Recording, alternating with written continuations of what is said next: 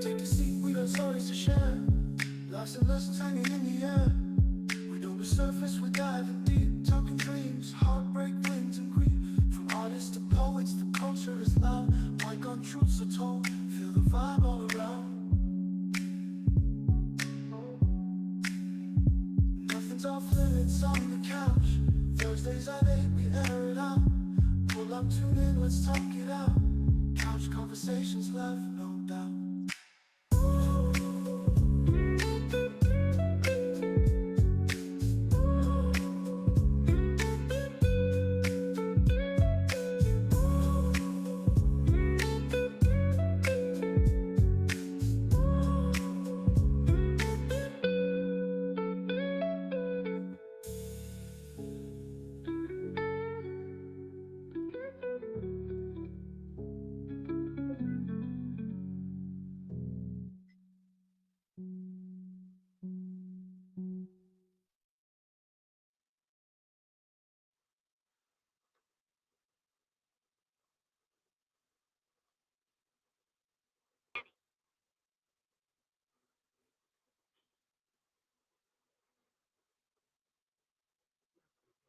Tripping. Welcome to Couch Conversations, y'all. I'm having all kind of technical difficulties tonight, but we gonna get through it. How y'all doing tonight? We are back with another episode, and I'm happy to talk about this topic one more time. Um, we touched on it last week. We're gonna touch on it again today, and if you out there and you just want to tap in, just shoot me a message in the comments and I'll send you the link to log in. Um, but this is a subject that I really want to touch on. I really want to talk about. Again, we talked about it last week, and uh, some people told me that they missed the show. Some people told me that they wanted me to talk about it again. Some people told me that they wanted me to touch on certain things a little more. So, before we start, I want y'all to know that this show is sponsored by Hizzle. Let me get it in focus for y'all. There you go. Bam. Hizzle is the sponsor for this show. You can get Hizzle at Ascot Records, record with a Z, AscotRecordsLLC.com. You can also find the information on the page and on the website. I also got my Ascot shirt on today. So, yeah. Um, that's the first thing, because first things first. Second thing, before we begin, I want y'all to know this is a safe space, okay? Um, this is a safe space. I'm gonna continue to say that. Y'all know that this is a no judgment zone. Couch Conversations has always been a no judgment zone. This is a safe space where we come and we have conversations and air things out. Um, Tonight's topic is part 2 of trauma and mental health in the Black community. I dug a little bit more into the Black church with this one, because of things that have happened on Facebook. Also, because I've seen some comments that have triggered some things in my own Black church trauma, that I spoke about last week. But we're talking about mental health and trauma and the hand in hand effects that they have on the Black community. Um, if you're out there watching, make sure you share the live, y'all. Share the live. We want to get people engaged in this conversation. Um, I love having these types of conversations, especially with church people. I love getting church people involved in these types of conversations. So, make sure you share the live.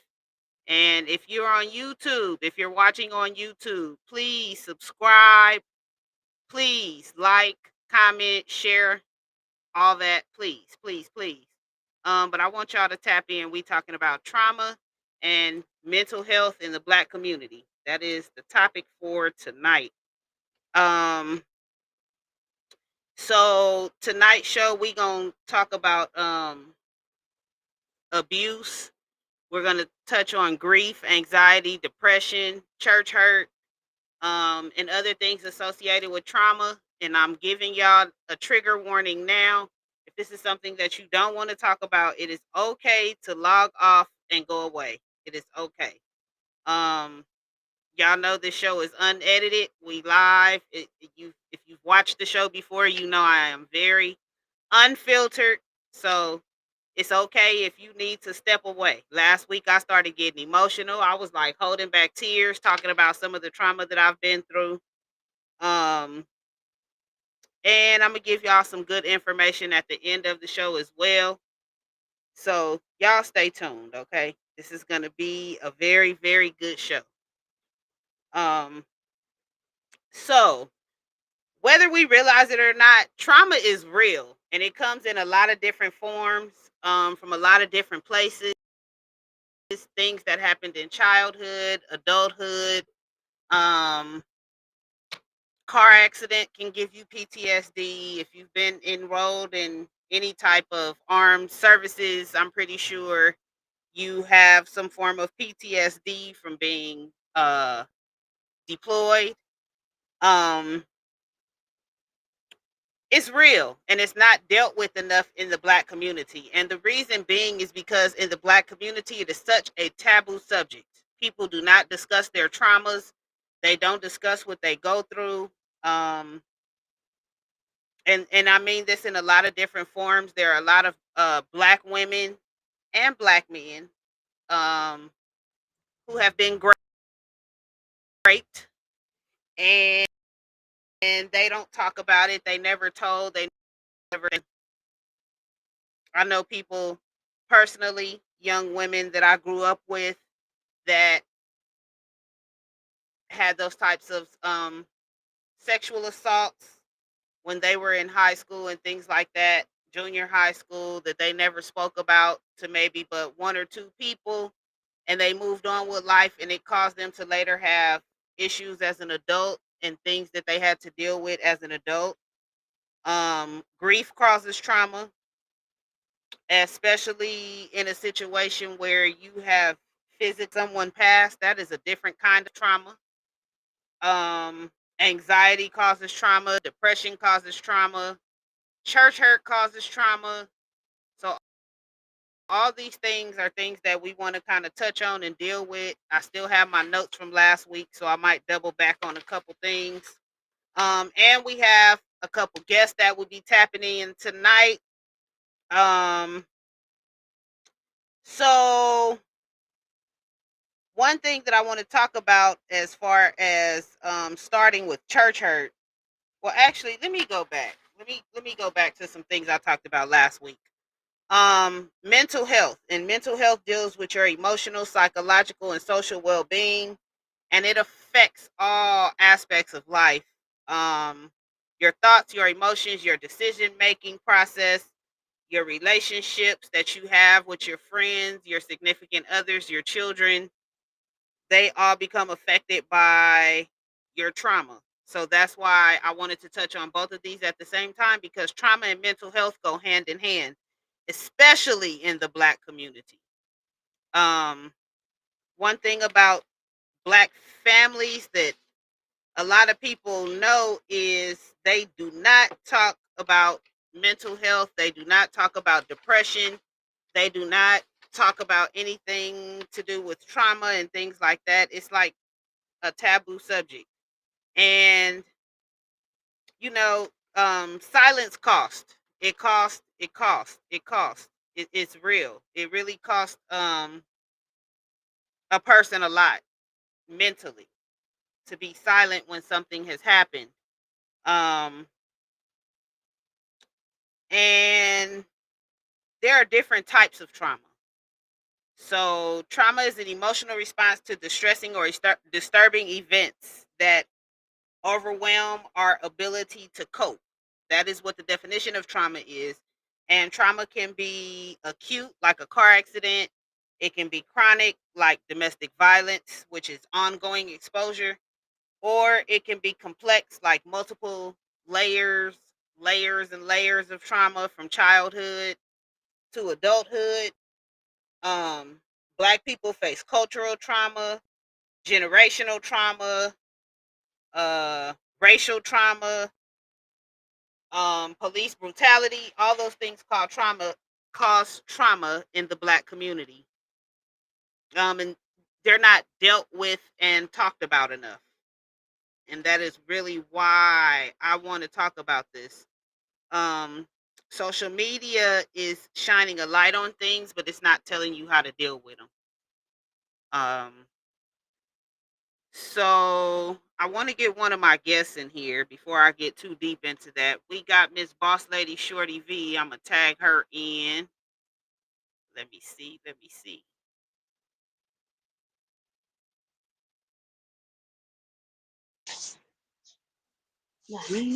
Y'all gotta forgive my camera. It is yeah, my computer's running slow. It's giving me issues. There we go. Boss Lady, Boss Lady. It just popped you What's in and good? popped What's you out. good There with you it? I'm go. here. I'm here. How you doing? I'm good, and you? Can you hear me? Oh, okay. I just I want can to hear make you. sure Can you you hear could me? hear me. Can you hear me? Yes, ma'am. So this is Boss Shorty Okay. V, Okay. First Lady of High Records. Thank you for joining us because you back there on Oh, East no Coast time, problem. so I know it's a little bit later there. So Oh tonight we yeah, talking about yeah. trauma, and Right. before I got too deep into the subject, ooh, let me scoot over. See me on the camera. Before I get too deep into the subject, I wanted to bring you on. I was just introducing the subject of trauma. Could you hear backstage what's going on? I heard everything. I heard Okay. it. So trauma and mental health go hand in hand, and I was saying we don't talk about it enough in the Black community. Um, We don't. One thing that I talked about on the show last week was the pressure for people instead of for Black women to deal with their mental health. They're told to be a strong Black woman. That was one of the things I talked about last week. And on the other side, people telling men Mm. to suck that shit up and man up. You know, But it's that, but that happened. That happened. That happens a lot in the Black community. Like you can't sit up there and show your feelings, or you know what I mean? You can't express your feelings because they'll be like you weak, or you gotta suck that up, or be a man, or you shouldn't cry, or a woman you shouldn't cry, or you too emotional. Like right. how like how are you So, supposed to express your feelings? one of the things that we deal with in the Black community as women, um, is when you express your feelings or express yourself. If you're too aggressive, you're an angry Black woman. Um, as a man, if you're expressing yourself and you come off too emotional, they want to call you sassy or zesty instead of people realizing there are really emotionally intelligent men out here. I don't think though. I think those two are the biggest, but it's just layers of things that are put upon us instead of actually dealing with what's at hand. Right. That's true. One of the things also, there's a stigma when it comes to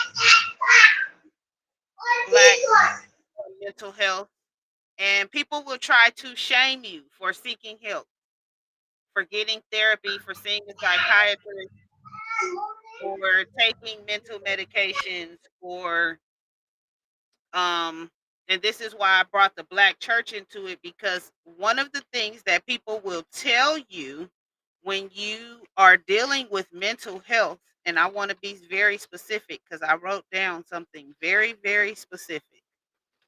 Um, just pray about it. Black people like to tell people instead of dealing with mental health and seeing a therapist to pray about it. That's the number one thing they will say. Yes, ma'am. They will tell you to fast. They will tell you don't claim it. They will tell you everything except see a therapist.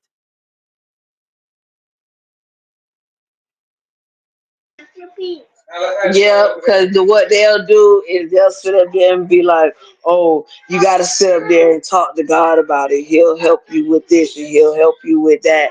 But then you no, but then next thing you know, they don't sit up there and be like, "Oh, go ask for mental help," or you know what I mean. But you sit up there and ask God about it, but then He'll probably tell you to go seek therapy about it. You never know what. It's funny because in my little write up, I put just pray about it, and I put fast about it, and I put, oh, this was another one, therapy is for white people, and I put don't claim it.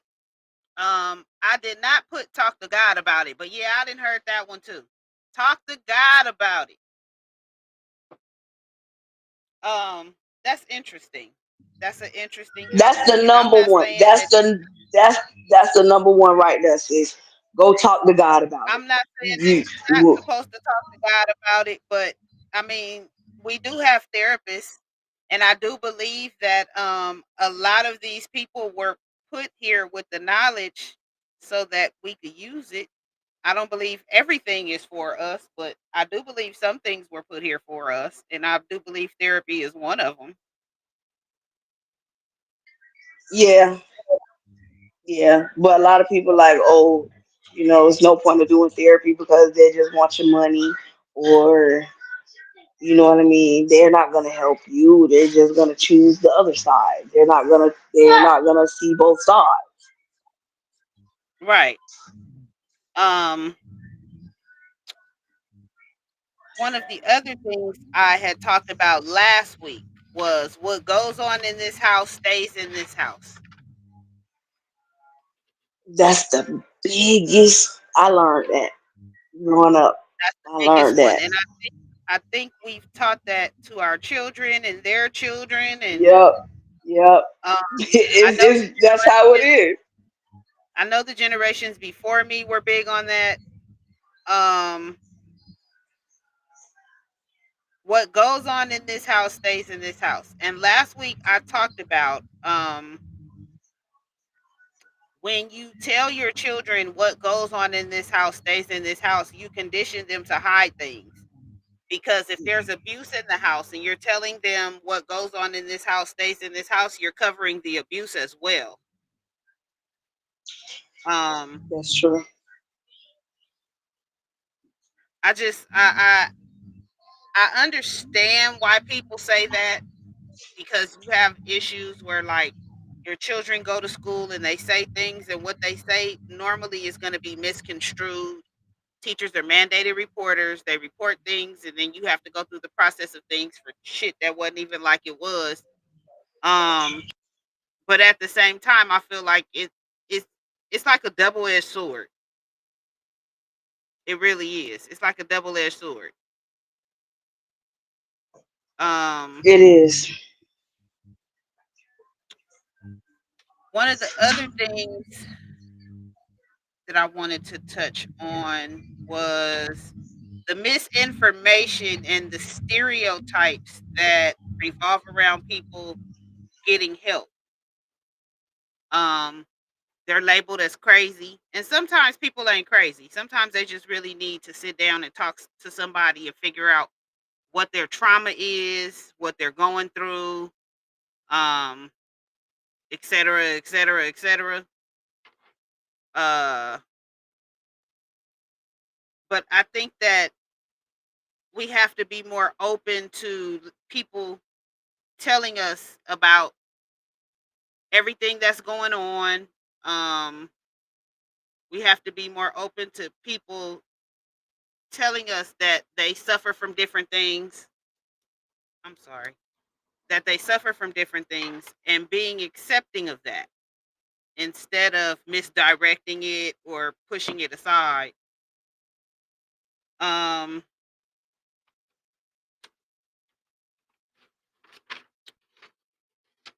so let's talk But about that's the trauma. hard part, sis. But that's the hard part. You feel me? Because it's like when you want to talk to somebody about what's going on in your life, and then it's like you don't want to talk to them about it because you don't know how they gonna see you. Is they gonna judge you about it? You feel me? You don't know what's the outcome of it, so that's why you really don't talk to nobody about what's going on in your life or what's the trauma that goes on in your life. You know what I mean? Right, And then when you do try to open up about it, you'll get the negative criticism. Is like, why you keep opening the wounds, or why you keep reliving it. It's like you never know who you can help with your whatever you went through, because you never know if somebody out there going through the same thing you going through, and you don't know if what your story might can set up there and help them about it. You know what I mean? right, So you never know. right.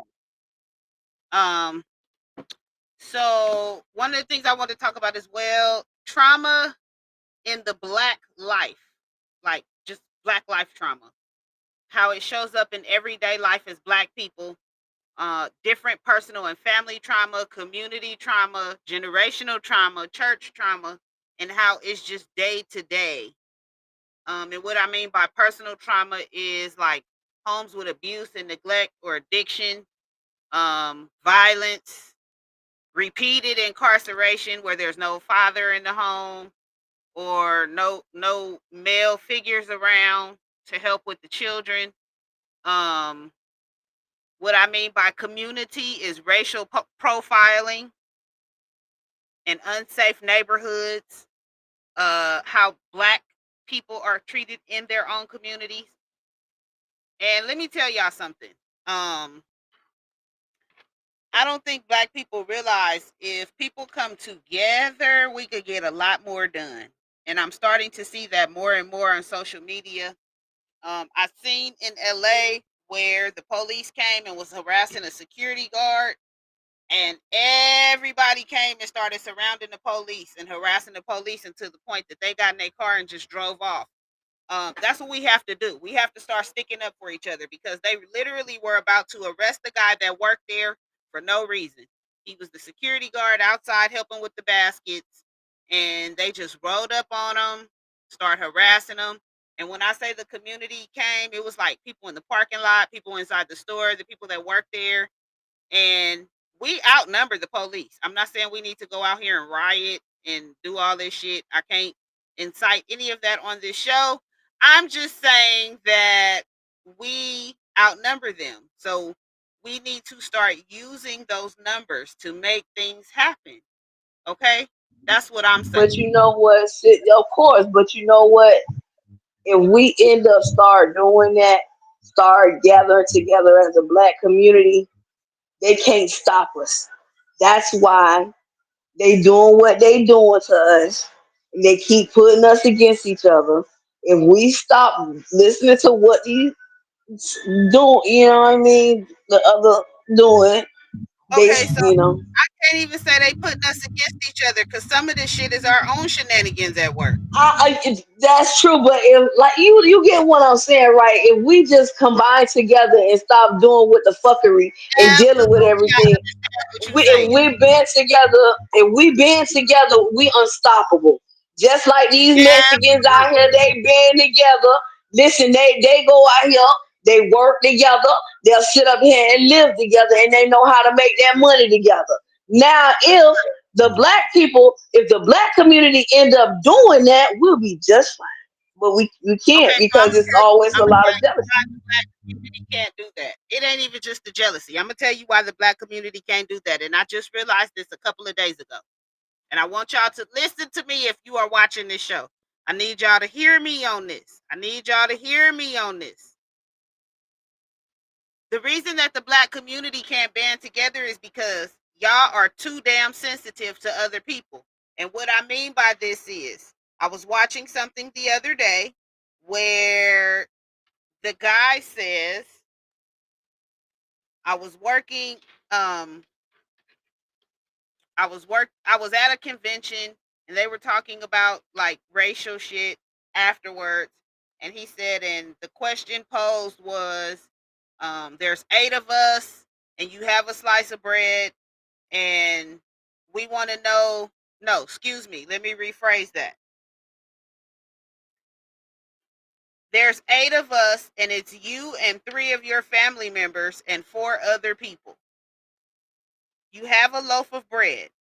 Do you slice it into 4 slices for you and your family and let the other 4 black people, let me verify that the other 4 people were black, and let the other 4 black people die, or do you cut it into 8 pieces for everybody to survive? His answer What I was, would do, I you would. cut it into 4 pieces, Okay. you cut it into 4 pieces for your family. So the black man says, no, you're supposed to cut it into 8 pieces for everybody to survive. The white man says, no, you're supposed to look out for your own first before you look out for anybody else. Now, I'm going to tell you why that made sense to me. Because I heard an Asian man say, if I have 3 uh, if I have 3 empty job spaces, and I have 4 candidates, and there are 3 Asians and 1 black, I'm Chinese. If 2 of them are Chinese and the other one is Japanese, and then I have a black person, my job is to give the job to the 2 Chinese people and the Japanese person, not the black person. The reason being, it has nothing to do with him being black. We're taught to look out for our own first before we look out for anybody else. Now, if I have 4 job openings and 4 people, then everybody gets a job. I don't have a problem offering the black man a job now because I have a spot for him. Now, this is what the Asian culture teaches their people. This is what the white people teach their people. Our people are taught to feed every goddamn body. That's the problem. That's the problem. We don't look out for our own. You know what my issue is on social media? Everybody inviting everybody to the cookout. I hate that. I hate that. Why is everybody invited to the cookout? I'm just saying. I'm just, a lot of this is my opinion, and I'm just saying.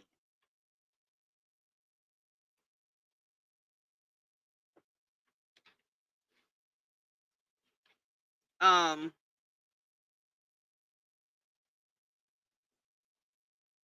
you muted. Unmute your phone. My bad. No, like, repeat that one more time. I'm sorry. No, I was just saying we gotta look out for our own. We be trying to feed That's everybody true. and invite everybody to the cookout. That's true. That's true. And they don't look at it like that. Like, if we start looking out for our own, then it'll probably be a little bit better. You know what I mean? But it's Now hard this to is do a that. little To off start. subject, but I'm gonna speak on this. It's just a little off subject, but this is kind of how black trauma shows up, and I've explained this to several people. So a lot of athletes, and I want y'all to listen to me if y'all listening to this, because y'all gonna disagree, but I want you to really do your research and think about it. Let your brain work, not your emotions. A lot of athletes end up with Latino or white women, mostly white women, even Asian women, but they usually end up with a woman that is not of color, right? A lot of people feel a type of way about it. But the thing is, when these athletes go to high school and go to college, they're not going to high schools and colleges where women of color are. They're going to high schools and colleges where they know they're going to be recruited, which is usually majority white people. White women are taught when you go to college, you're not there necessarily to educate yourself. You get an education, great. Go do your big. But while you're there, your job is to try to find a suitable husband that is going to take care of you.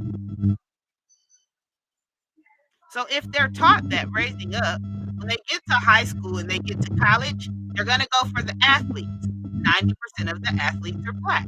And they're also going to go for the Mm-hmm. architects, the lawyers, the doctors, anybody that's making big money.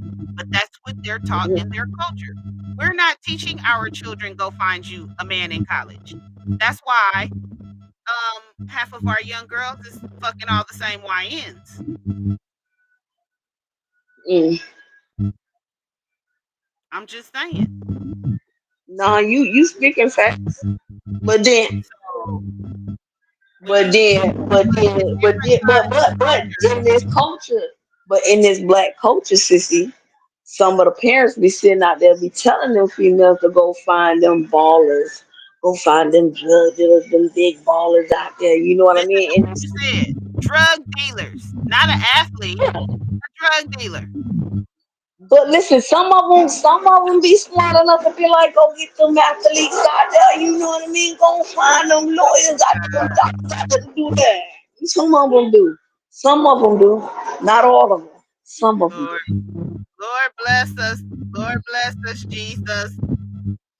Oh my God. Yeah. Um, I do know that is a thing though, for real, where people be really telling their kids to go out and get them a drug dealer or, advising that they son get them a stripper. And that's adding to the black damn trauma. I'm gonna need y'all to get y'all life together and stop adding to the trauma because, oh Lord, oh Lord. Okay, I really want to get on this church trauma. I really want to get on this church trauma. I've been on this, and y'all know I've been on this for several reasons, and I'm gonna stay on it until the God shake my spirit. Because tonight we were supposed to be talking about relationships. Um, so church trauma revolves around. Oh wait, let me back up a little bit. Generational trauma, which is passed down from generation to generation. I don't know if y'all know, but we inherit stress responses from our ancestors through our DNA. And we have to stop telling people to be strong and don't cry and work harder and pray harder. We got to stop telling people that and let them deal with their emotions on the level that they need to be dealt with. Um, Shout out to Hizzle if y'all want to know what I'm drinking. Hey, that thing there five. That thing almost gone. It's only gonna last Yeah. about 2 shows and it's gonna be gone. Um, Your business. Mind your business. I'm just saying, mind it. Mind the business that pays you. Um, I want to get to this church trauma because we started off kind of with the generational trauma. Trauma is being shamed from the pulpit, being told depression is a demon, which I'm torn on that. Having your confidence and spirit broken by leaders that you trusted, being abused in the ministry and protecting the ministry. These are all things that come up in black church trauma. And I can tell you, I literally know somebody or have been through all of these. Mm. Let's talk about it. Let's break it down. So as everybody know, if you watch this show, especially if you watched it last week, I talked very, very in depth about why I don't go to church, the numerous times that I have suffered church hurt, why I believe that my ministry is not in the church. We touched on that last week. Um, I had a couple people on my head about me not going to church and about me saying that my ministry was not in the church doors, etc., etc. And I did ask a couple questions about fellowship and church and things like that. Now, everything that they told me about church, I had to kind of laugh at, okay? And I'm going to tell y'all why. I was told that we need to go to church to fellowship. Okay, but the Bible says where two or three are gathered, here am I. So there's fellowship. We fellowshipping right now. All right. We gonna have some real fellowship later. Cause y'all know I really like to get on the phone and talk about the Lord. Um, but in the Bible it tells you where two or three are gathered, he is in the midst. So that's fellowship. I was also told that I need to go to church because I need a spiritual leader. Well, I don't need to go to church for a spiritual leader if I have one. I can talk to my spiritual leader on FaceTime. I can talk to my spiritual leader on Zoom or whatever other situation that I need to talk to my spiritual leader on. I don't have to walk into the church doors for any of the stuff that y'all are talking about. I don't have to be in there for prayer. I don't have to be in there for praise and worship. I could get a word over the phone. I could get scripture over the phone. I could get spiritual guidance over the phone. If I feel like I need fellowship, I know how to get two, three, four people on the phone. I know how to have a FaceTime. If you talk to me on a regular basis, you know God gonna come up somewhere in the conversation anyway at some point. So I'm gonna need y'all to really talk to me about this why I need to go to church situation because I have church related trauma and I don't think I'll be stepping doors foot in the door anytime soon. Okay. Um yeah. Do you go to church? Huh? No, When was that? no, because I stopped. Cause like you said, trauma. Cause it's like you get judged. You do the same thing behind closed doors. You can sit up here and talk about me all day, but how you gonna sit up here and say you this person of a God person or a godly person? But you do the same thing behind closed doors. But see, in their eyes, you think you the holiest thing that you walking on earth. But behind closed door, you the nastiest motherfucker that you ever seen. You the demon himself.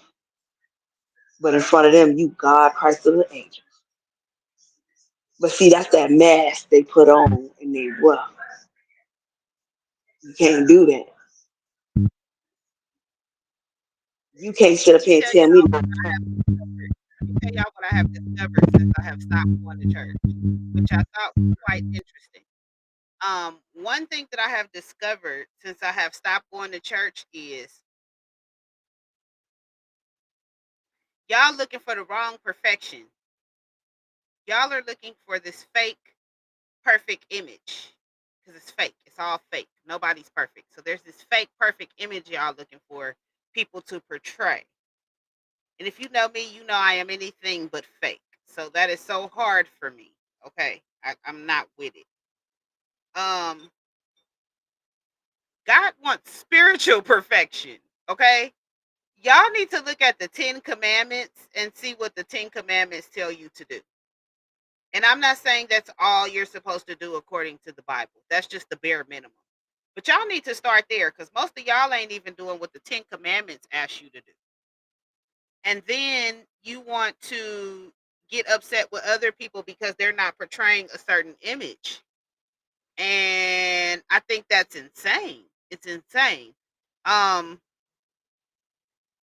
I've seen many, many ministers, many preachers, many pastors get in the pulpit and say things about people in the congregation over the pulpit. And I think that is just the dirtiest, nastiest thing. That is why you have an office. You take people into your office and you counsel them. You don't throw off on them over the pulpit. I've noticed it's a lot of abuse in the church that people don't talk about. And I mean SA, that type of abuse. um that people don't talk about. Um whew, it's the perfectionism for me though. The overworking to have this perfect looking image. Um the image that you got it all together.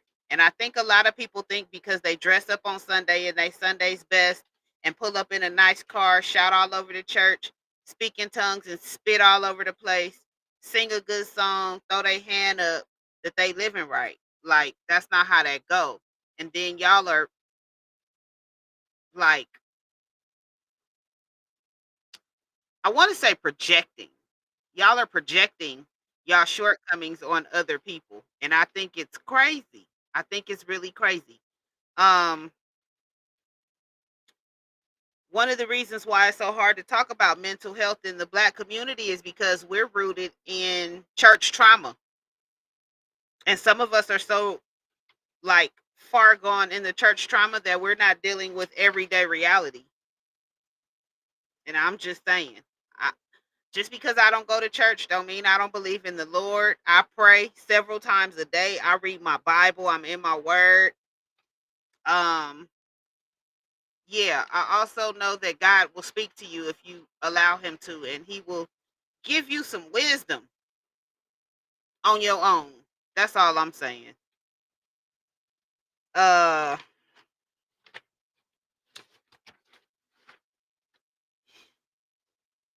there is a high rate of undiagnosed depression and PTSD in the Black community. A lot of people self-medicate in the Black community, and I'm a tie this self-medication in with what I talked about last week as well. I know some of y'all know I mentioned last week um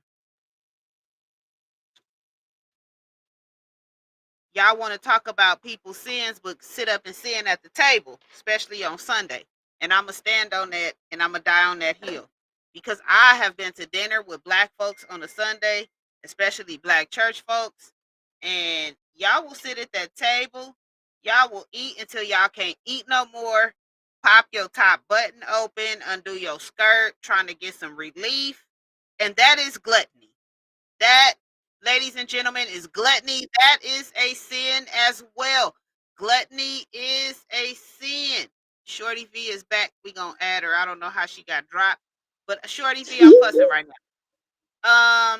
Yeah, gluttony is a sin, and y'all sit y'all ass up to that table after church on Sunday and eat all that damn food, and then y'all want to talk about at the table the person that got up and they trying to be healed from their depression.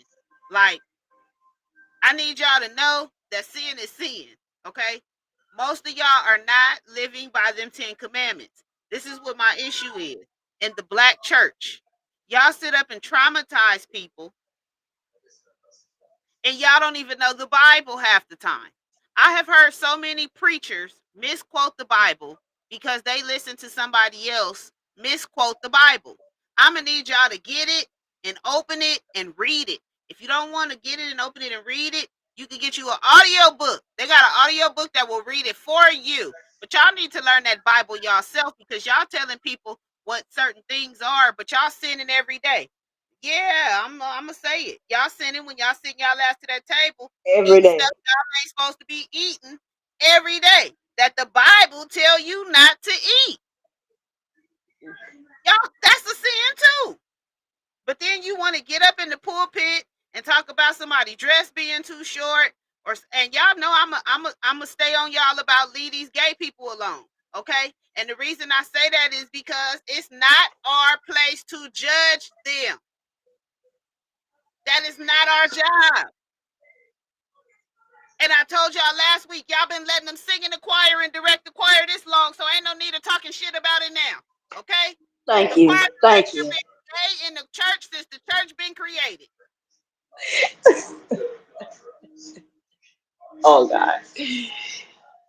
If I didn't feel like y'all cussing me out and being in my inbox, I could name 3 gay choir directors right now. Don't do it. No. No. Mm-mm. Y'all showing Mm-mm. up and listening to their choir and hyping them up.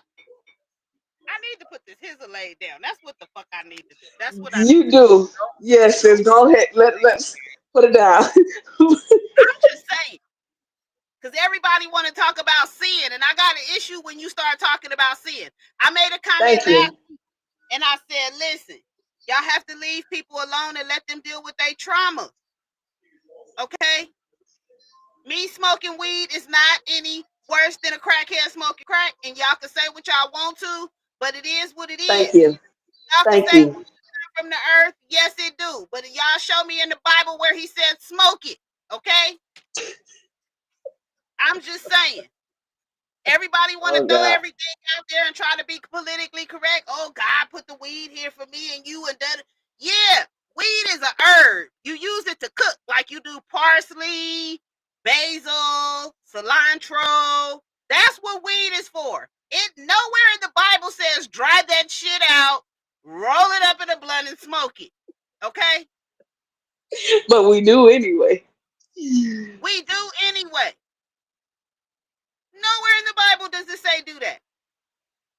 Now, is it helpful? Is it medicinal? Do it work on some things? Yes. But it do not say smoke it. You are supposed to be eating the weed. It has the same effect if you eat it. If you dry it up, cook it, chop it up, you ain't even got to dry it out. You can chop it up. You can use That's it you just like infuse it. You parsley, infuse it.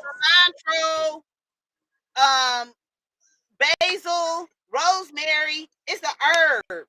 It's a herb. Nowhere in the Bible it say smoke that shit. But I'm smoking it, okay? And I probably spend more on weed than crackheads been spending on crack. No, no, that ain't true. That ain't true. Sis. Them crackheads will do anything. You hear me? Them I didn't crackheads say will do do anything to anything. get that hit. I didn't say do anything for the weed.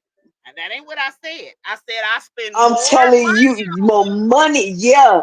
But I'm telling you, than the that's not crackheads. true. Since you can say that, you can say that, but them crackheads will Okay, you spend want to more be on real crack and right do now? anything. You want to be real right Yeah, now? I I know wanna. some We bitches. being I real. know some bitches right now that'll give up some coochie for some crack, for some weed.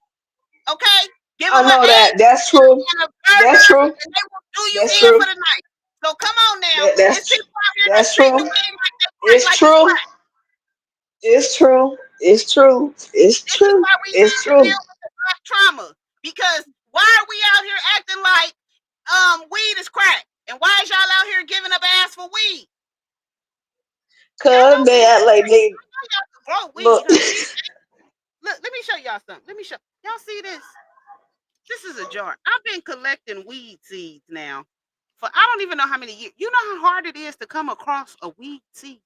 But I got this little Yes, jar. it's very hard. It's very, Very hard. very hard. Very But I hard. got this little jar I've been collecting in for years. You gotta have some patience. Cause once this jar But pop off, I listen, ain't gonna have to get nobody else my money.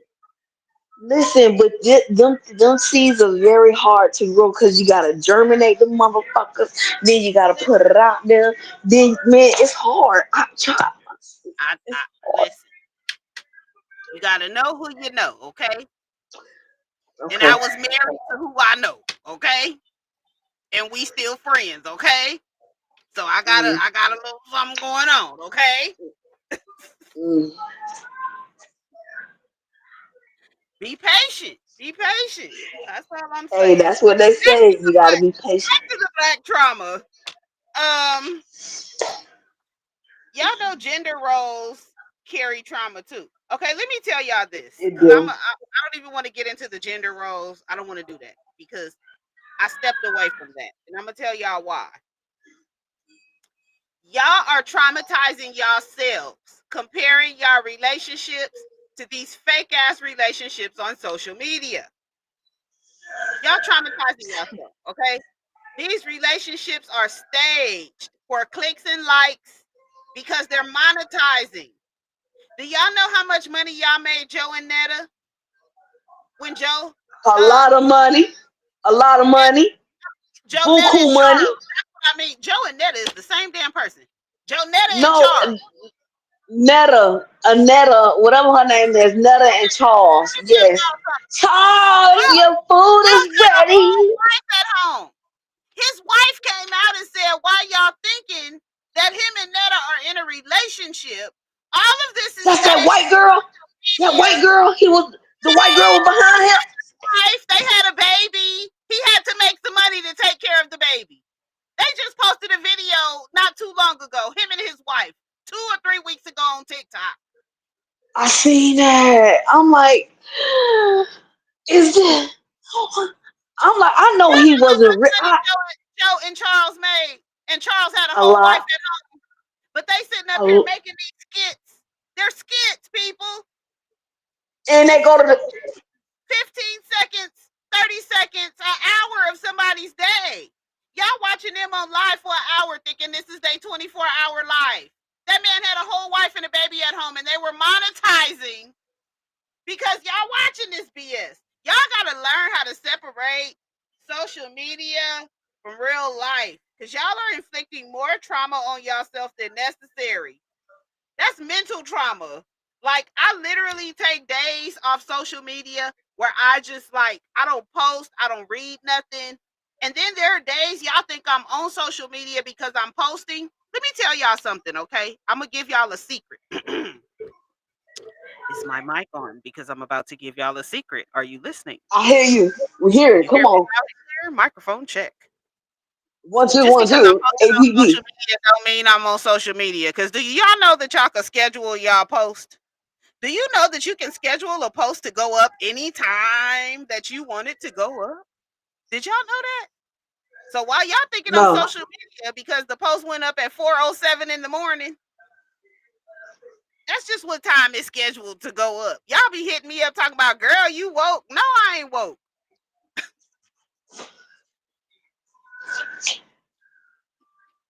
I'm gonna need y'all to use y'all Meta Business Suite and start scheduling y'all life on social media. I be posted on social media and I am not on there, okay? I can go I days didn't know you like can do that. listen, man. I'm trying to help y'all with y'all life every week. I give y'all some gems. I drop gems on here every week. I need y'all to listen. You can schedule your life on social media. You can schedule what time you want your post to go up. Mm. I gotta learn how to do that because I don't know. I'm new to this. Yeah, Y'all be seeing them couch conversation posts and them Danny Girl show posts and some of them other bullshit posts I be putting up. I don't be on social media, y'all. I have a therapist that I see every Friday. Friday is my day for me to get my life together. I meditate, I pray, I spend as less time on social media and the phone as possible. And at the end of my day on Friday, I'll work a little bit, just a little bit. And then at the end of my day on Friday, I see my therapist at 8 p.m., sometimes 7, but mostly at 8 p.m. And after that, I don't do nothing. I don't want to be on social media for the weekend. You want to know why? Because social media is mentally draining. It will trigger your traumas. It will have you thinking about shit that your mind shouldn't even be on. It will have you wanting to compete with people that ain't even competing because they life is staged. Do y'all know how many people be in like Airbnbs posting shit? Social media is not real. And I'm gonna tell y'all again for all the people that continuously missed it and have been missing it since 2011 when I signed up for social media, which was 14 years ago. If you are on my Facebook taking my Facebook too much to heart, you need to stop. It's entertainment. Now, every now and then I will post something serious. I suffer from depression. I tell y'all every time. I'm very open about my mental health. I'm bipolar. I have mood disorder. I have anxiety and depression. I will put up a post when I'm going through my depression and ask y'all to pray for me. And I do that because I need the good energy, the good spirits. But outside of that, y'all got to stop taking my social media seriously. You know, I might put up a post about my mom or my kids, but if it's not nothing like that, and I'm talking about me being single or me being in a relationship, y'all got to ignore that. Y'all will never know either way what I got going on. Okay. The only way y'all gonna find out is when I get married and I pop out married. Then y'all gonna know that I was in a relationship. But until then, y'all gotta stop taking my post so seriously. Because if I got a man or if I don't got a man, whatever the situation is at the time, he knows not to take my post seriously. This is something that I tell everybody. Do not take my post seriously. Because my post will traumatize a nigga, okay? My post will have you thinking that I'm somewhere with my ass in the air, and I'm not. I'm at home in the bed sleep, okay? I need y'all to stop taking my post seriously. Stop calling my mama about my posts. My mama can't do nothing. I don't live in the house with her. I'm 46 years old. I live in the house somewhere else, in a whole nother city from my mama. She can't do nothing. She got to catch me. I ain't saying she can't do nothing. I'm just saying, because if you know, you I'm know. about to say, don't do your. You about to say, don't Mama, do your. I didn't mean it like that, mama. I didn't mean it like that, okay? I'm saying you got to You catch know me, she okay? finna That's what get I'm you. saying, mama. You You got to catch me, mama, because I'm not finna stand there voluntarily and get it. That's what I'm saying. Like, yeah, y'all stop calling my mama. Um, but I just want y'all to stop with the over spiritualizing mental health, okay? And I need y'all to kind of take people's mental health into consideration when you're dealing with them and talking to them. Um, I don't know who saw the post. I actually did a little deep dive day before yesterday. The young man killed himself or unalived himself. Don't y'all don't ban my page. I apologize. He unalived himself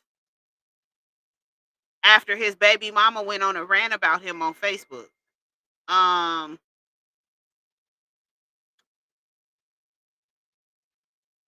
he had a child with this woman. He was homeless. He expressed to this lady he was homeless. She made him get the child anyway. He got the child. His homeboy ended up locking him out where he was supposed to be for the night. Him and the little boy slept in the car. A mosquito ended up biting the little boy up. When he took him back to the baby mama went on this rant on Facebook, put up all these posts about him being a sorry ass father, talking about him to the extent that he put up a post saying basically he loved his children and he unalived himself. He was already on his last straw. Now I'm gonna tell you what I think is funny, because when women are like this and treated like this, and when they're on their last straw, there's a lot of empathy and a lot of compassion. But we have to be more empathetic and compassionate to our black men as well, because they go through things that other races don't go through. They fight battles that other races don't fight. And women, we have to realize they fight battles that we don't see. So I need y'all to keep that in mind. We have to be more empathetic. Black men have a high rate of suicide, especially young black men. Very high, and it's rising. So we need to stop. Also, a lot of people are self-medicating with food. Do you hear me? Food. that's where that 600 pound life come in at. You did. Right, right. And I talked about earlier gluttony. Y'all sitting at the table after church on Sunday eating 25 pieces of chicken and two sides, and then talking about you gotta undo your pants. Like, y'all gotta stop. I'm happy it ain't too many buffets around the city no more. Y'all talking about a buffet? Y'all don't need a damn buffet. I ain't even trying to be funny. Some of y'all need to back away from the table for a couple of days. Like, just being real, we need to, church people, y'all need to be fasting more. How about that? What happened to fasting and praying? You know, when people was fasting and praying, they wasn't this big. And I ain't trying to be funny. I told somebody today I need to lose 20 pounds. Because you know what happened? I came back to California, started being around my family. Let me just talk about myself. Now I'm gonna talk about myself, because I don't talk about myself. Listen, my big ass was in Vegas. I was a hot, sexy 180. Okay? A hot, sexy 180. Because if I get below 180, I look like I'm smoking crack. Okay? And y'all I can have see. seen that when y'all asked me what drug I was on. I wasn't on no drugs. Okay? So I got to a good 180, and I was in my hot, sexy 180, and I was down to a size 10, 12. And I was looking good. I had my Vegas body going on because Vegas is hot, and I like to be out there with no clothes on. So I was out there in my short shorts and my short dresses with my back out, and I was out there looking sexy in Vegas. And then I'm I came clutching back my to visible California. pearls. Clutch, baby, clutch, because I can show you the pictures, baby. Okay? I was in Vegas I need looking to hot. see that proof. I need to see Baby, that it's proof. on Facebook, Instagram, it's everywhere. Because, baby, when I lost that weight, I was trying to have my ass out at every performance. Okay? No lie. Baby, I came to California, start being around my family. Let me tell you something about my family. Family, I love y'all, but everything don't have to be over goddamn food. So, listen, that's how us black people is. We Y'all gotta want food celebrate with after the food. church function. And see, I go to church with my family, so it's a double-edged sword. Y'all want food after the church function. Y'all want to have the family meeting over food. The birthday party over Cause you food. be hungry. You be hungry. We go to the movies and we gotta have food. Where we going to eat after? That's right. Because if you can't sneak it in the movie theater, you want to eat something afterwards, and you know it's expensive. No, no, because you know that. Listen, you know that food end up being expensive in the movie theater, and you know your stomach. You understand what I'm saying? You be hungry. You might sneak a snack or two in there, and you know you want like, let me go over there and see how much the popcorn and soda is. That rent. At the movies, and I just be content at the movies. My kids to tell you, especially if we go to the dine-in movies, I love the dine-in movies. We could just get food. If I'm going to the movies for a dine-in experience, I have the money. Trust me, I do. And I'm gonna go and sit and chill and enjoy myself. I don't need to go to the movies and go to dinner after. I just had a hot dog and popcorn during the movie. Why do we have to go to dinner? So I came home and I've gained. Okay, let me tell you, I'm gonna just be real. I didn't gain 20 pounds because I just told y'all I was a hot 180 when I left Vegas. I'm a hot 220 now. Okay, so I gained 40 pounds. I'm just trying to get back down to the 190s. If I could get down to But the it 190s. ain't. But you look good with it though. But you look good with it though. Thank God my daddy's side of the family gave me some height, so it kind of moves around. So it ain't just all in my stomach. But let me tell y'all, it moved around because my butt thing got bigger. I just after 46 years of life, I finally got a butt. Like I look in the mirror and be like, "Ooh, girl, twerk that thing!" Like I got a butt after 46 years. And I'm dead. then, yeah, my stomach did get a little bigger, but not like 40 pounds bigger. It got like 10 or 20 pounds bigger. And then I got these love handles back. I didn't have love handles, so I gotta get rid of them. But this whole chest Sissy, area, listen. I gotta get rid of that because it's just too much. It's too much on my back. It's just too much. I didn't, Wait, yeah. wait, I don't wait, talk about it. wait, wait, The weight wait. spread You from doing head too to much. toe. It You went head to toe. you doing too much.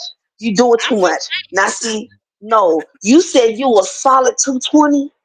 You know how much I weigh? Do you want to know how much I fucking weigh? you ain't Guess but how this much I weigh. big. Shut. You snack Fuck you, size. sissy. Fuck you, sissy. Fuck you, sissy. Fuck you. You come Fuck up to you, like sissy. right here on me. Okay, how much you weigh? I'm just saying. You just this big. I can't stand you. Woo. I'm not. I'm not that small, bro. Like, come on, man. You I'm gonna call me show like you. Like, you. 165. If I You was ain't that six. small, Y'all, she exaggerating. I just want y'all to know she only this big, literally.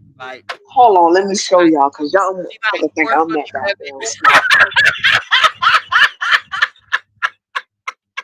I can stick Did her in you my say pocket. 4'11"? Did you just say 4'11"?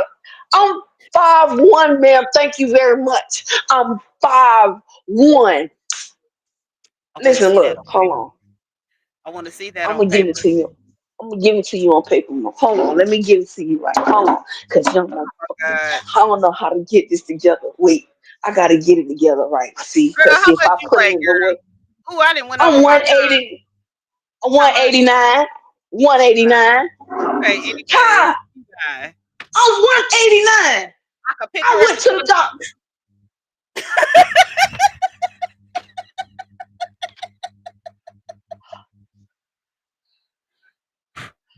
you that big. How you? Shit.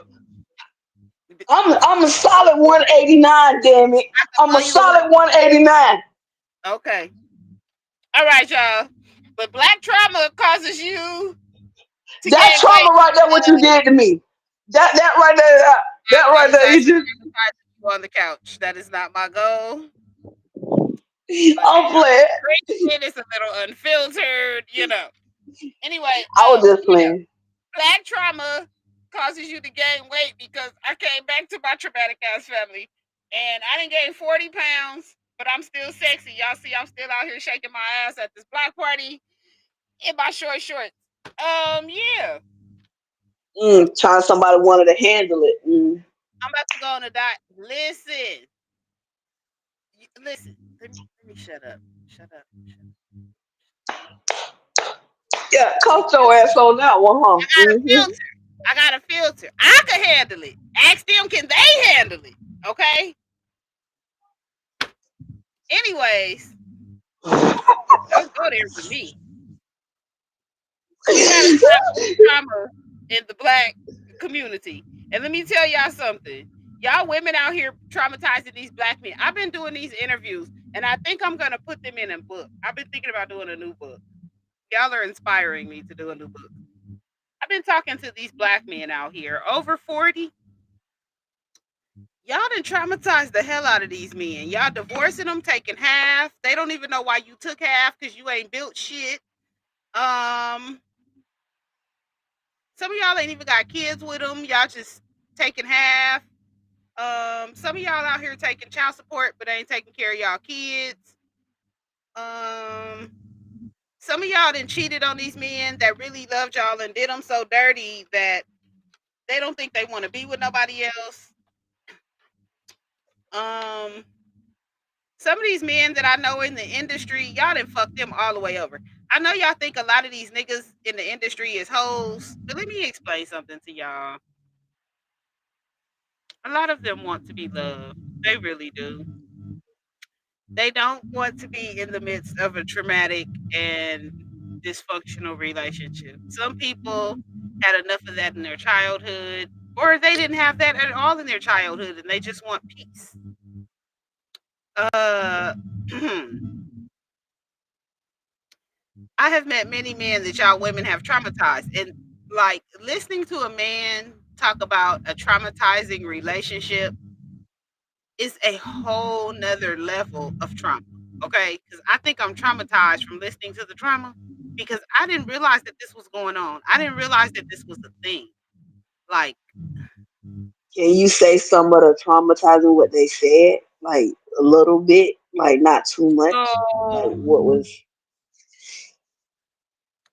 I've had men tell me about their marriages and their wives were not partnering because I'm trying to tell you without telling you. Their wives were not partners in their relationships. So they were working and they had stay at home wives, but the wives wasn't wifing. Wasn't no cooking and Mm, cleaning going on and no parenting and um my friends in the industry are very misunderstood and I'm realizing this as well. A lot of these men in the industry are talking about hoes, but they ain't got hoes. Um, yeah, yeah, yeah. They talking about how many bitches they dicking down, but they got one at home and that's it. Or trying to have one at home and that's it. Um, I'm noticing a lot of women want to be with athletes, rappers, entertainers, and men of that sort. And because they have their own trauma that they haven't healed from, they project that trauma onto that man. And they feel like that even though he's doing what he can to provide with them and he's giving them all of their free time, that they're cheating on the outside. Um, all men don't cheat. And I'm going to just say that. And I will die on that hill because I know some very good, faithful men. I really do. Personally. Not what they've told me, what I've literally seen. Um, we gotta start traumatizing our black men and then telling them to suck that shit up or telling them to man the fuck up. We gotta stop doing that. They start I that didn't at a young age, sissy. Yeah, but I The didn't mothers realize start these that men at a. are out here and they're hurting and they're internalizing. But see, you know what? And That's why. it's That's why really, really fucked up. It's fucked up because it is. now to hear it, because I have a lot of questions. I tell anybody, I'm not the person that you want to date if you're not going to answer questions. Because I'm about to dig and pry and pick your brain. Um, just having conversations with my male friends though, and listening to why they broke up or what's going on, like they're hurt and they're internalizing, and they don't know how to fix how they feel because they're taught that therapy is for white folks or therapy is for crazy folks or therapy, in that sense that they don't want to get therapy. So they're just internalizing all of this stuff and deal with it. Like I know this man, he's an amazing man. He is amazing. Amazing. It's just crazy to sit up and listen to him tell me he's at peace by himself. He don't know when, if ever, he'll ever be in a relationship again because he He don't want to must have have to been deal that with hurt. Somebody must have. don't want to have to deal with the things that come with his career and the things that come with being in a relationship with his career. And I've heard this a lot from people in the industry. Like they don't want to deal with it. They don't want to deal with it. And I'm gonna tell y'all something. And this is for anybody of any age, because a lot of y'all young girls, and I ain't got a lot of young girls that watch the show, but I got a couple. Y'all want to be with entertainers, rappers, singers, producers, musicians, actors. Like y'all want to do this entertainment shit. And I'm gonna tell y'all something. It's a lot that come with it. It's a lot that come with it on both sides. And if you're insecure or you weak, you need to go find you a man with a 9 to 5 that's gonna come home at a certain time, that got a guaranteed check, that don't go have to go. Because entertainment is hustle. That's like getting a dope dealer that got legal drugs. Entertainment is hustle. They have no set 9 to 5 schedule. That's like having an on-call job. You go where you gotta go to get to your money. And you don't get paid if you don't show up. On a 9 to 5, you could take days off and still get paid. You can't do that as an entertainer. There is no retirement plan for an entertainer. There is no PTO for an entertainer. If y'all not ready for that lifestyle, just stay away from it. I tell men this as well. This is why I have a hard time dating. People tell me they want to date and then they bring their relationship trauma to the relationship of somebody else that they dated. Like, I'm not her, and I got a whole situation going on over here by myself. I got so much on my plate. I'm content not dating. Let me tell y'all, I got pages. Look, I got pages of work. I got a schedule hanging up here of stuff that I gotta do. I got pages of work that I have to do. I am content not talking to anybody, not dating, not having a man. I am content. Now, it just hurts listening to these men talk about their trauma. That's what I'm saying. And talk about what That they've been trauma be so deep. it's Look, I ain't gonna lie to you. It's hard. it's painful to me to listen to a man that whatever they've been through and then they go through a mental breakdown, and then it's like, damn, we thinking as females we got it bad. No, No, but no. see, men don't open up like that because you want to know why? Because they got picked at. That's the sissy type shit. That you Okay, weak shit. listen to my keywords that I'm about to tell you. They don't have a safe space.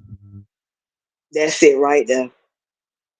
Because when you think, see what females do, listen, I'm gonna be real. Y'all females out there need to stop doing this bullshit. Because if you have a man, you want a man to sit up there and want you want to sit up there and vent and tell him about this and tell him about that, and but you got to sit there and think about it too. That man got a day too. They've been through a lot of bullshit too. Sit up there and ask that man, how your day been, babe? It's Okay, all wait. right. Before What you you say been that, doing? hold on, because I got something for that. I got something for that. I got something for that. Don't ask that man about his day if you don't want to know. There you go. There you go. Don't But ask. if you Don't ask. genuine, Because if you ask but if him you, and you give him a safe space to talk to you in and you ignore him, you going to shut that man down. that's true. You That's going to shut it true. down. He ain't going to want to talk to you no more after that. You cannot give a man a safe space and then make the safe space unsafe. You can't ask him to tell you about his day, and then when he tell you, Whoa.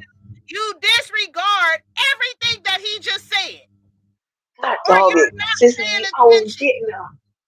I was getting up. You I was cannot getting you up. cannot ask him about his day and then go on your phone and get on Facebook and start scrolling while he talking. You're disregarding everything.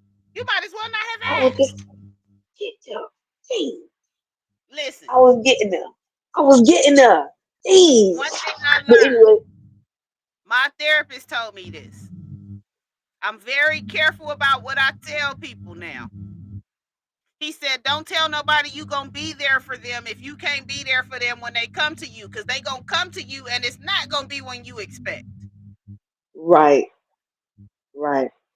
Don't tell nobody, yeah, you could talk to me about it. And then when they talk to you about it, you are not listening attentive and really paying attention to what they're saying. See, I'm learning. I'm That's learning some true. shit because I'm trying to deal with That's my own true. trauma. Listen, And I when got you a lot deal of with drama. other I got people, they got trauma too. So you got to know, how to deal with other people. And I'm not saying deal with them and their trauma as in trying to heal them because that ain't your job. I'm just saying having any type of ship with them. And y'all know what I mean by ship. Situationship, friendship, relationship, whatever it is. Y'all that's got to true. have an understanding before the ship sail. Listen, I tell people this all the time. And for my show, the tweeted out, I always made it a safe space that you can come in there, talk, vent, and we'll try to work it out. That's how I always was, and that's how I always will stay. You understand that I Listen, always make it a safe space, and it's like I ain't gonna lie, I have a lot of trauma going on in my life. I got a lot of bullshit I'm going on right now, but I still make time to whoever need that listening ear or that shoulder to cry on. I tell people all the time, like you say, you can't tell nobody I'm there for you. But like I when I say I am there for them, I'm there for them. It's like you can call me anytime, you can call me anytime. You let me tell understand what I'm y'all what I saying? don't like. And I'm sorry to cut you off. Let me tell y'all what I No, don't you like good. because y'all got a habit of doing this shit on Facebook.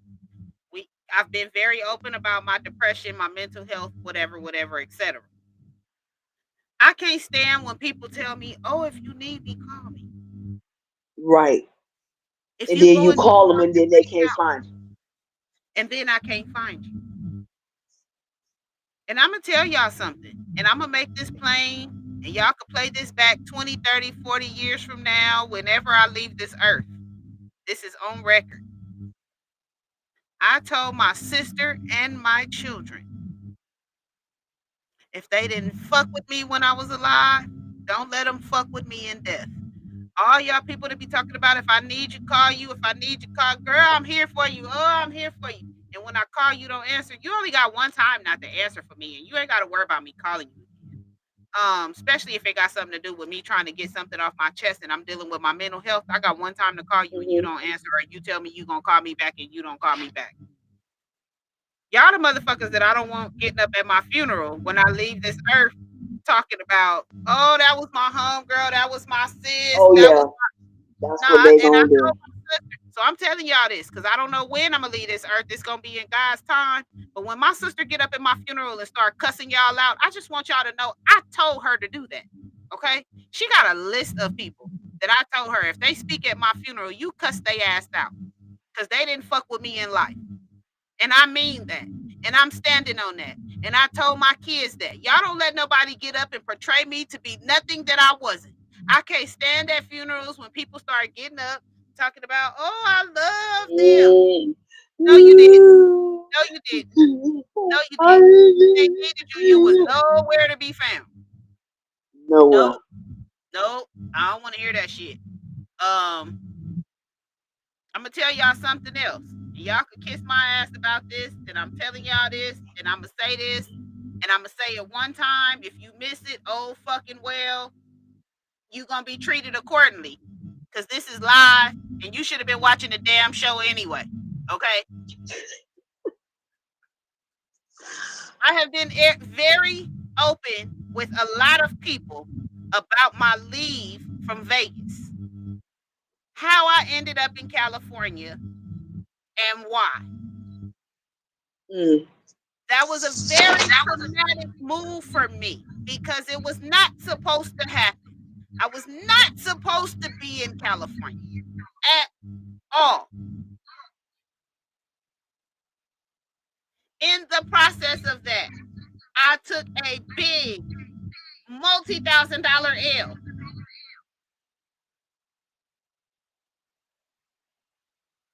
So when I go through my shit and I start talking about Vegas and I miss Vegas and I'm depressed about Vegas, y'all understand where the fuck I'm coming from.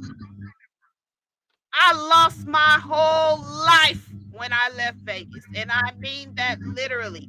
I'm talking about 12 years of client files, my diplomas, my legal certificate, my high school diploma, everything that I've worked for, my business licenses. I lost my life, my clothes, my TV, my laptop, everything. I came to California with a bag. And I stayed here because my grandmother got sick and I could not go back home and leave her. So when I tell y'all I'm feeling some type of way about Vegas, I'm depressed about Vegas, I'm sad. That's because I gave up my whole career in Vegas that I had invested thousands of dollars. I gave up my home. My best friend had got us a really nice condo in Vegas. I love you, Tiffany. Me and Tiffany had sat there for a year and put a business plan together and all of these things to get me back on my feet in Vegas for me to lose everything. My son lost everything. My baby, he was 16 years old at the time. He lost everything. Shoes, drawers, toys, video games, TV, everything. Do you know how hard it is trying to deal with a child in that situation? I know that's gotta be So for some of y'all hard. to tell me to get over it, I'm not over it. And my Dang. therapist said I may never be over it. So y'all leave me the fuck alone. Let me deal with it how I'm dealing with it. I lost my life and I'm still rebuilding. And I haven't even made it halfway to where I was in Vegas. And it hurts because, and I'm telling y'all about my trauma now. It hurts because it only took me 2 years to build my whole career in Vegas. 2 years, 2019 to 2021. That's it. Changed my whole career. I left California, went to Vegas in 2016. I met Danny Boy in 2019. And from 2019 to 2021, Vegas changed my life. When I left Vegas, my net worth on Google was 62,710. My net worth now is 10,000. Woo! I'm laughing to keep from crying. Let me tell y'all, I'm dealing with a lot mentally. Damn, And to have to sis. come back to California and rebuild has been the hardest thing. Because California, I love y'all, but y'all weren't good to me when I was here. Y'all have not been good to me since I've been back, which is why I left. This is one of the most traumatic cities that I've ever done business in. Damn. And you know how they say you can't heal where you hurt at? This is like throwing a crackhead back in the crack house. So I'm trying to heal where I've been hurt. And that's I've hard. been hurt in every area in Los Angeles, from my family to my career to my church. So I'm just being beat down over and over and over by people that I love who don't even realize they're doing it and probably don't care. So y'all just let me deal with what I'm dealing with and grieve how I need to grieve and deal with what I deal with. And when go through my moments and when I go through my moods, you don't want to deal with it, just leave me alone and let me go through.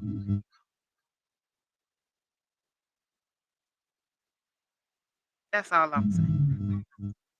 That was my transparent moment for today. Damn, Vegas, sis. I That love shit got me in my you in feelings, bro. Vegas. Like, I love you. If you in LA and you fuck with me, I love you. And I want to give a special shout out to Boss Hog and Spook because from day one, they've been fucking with me.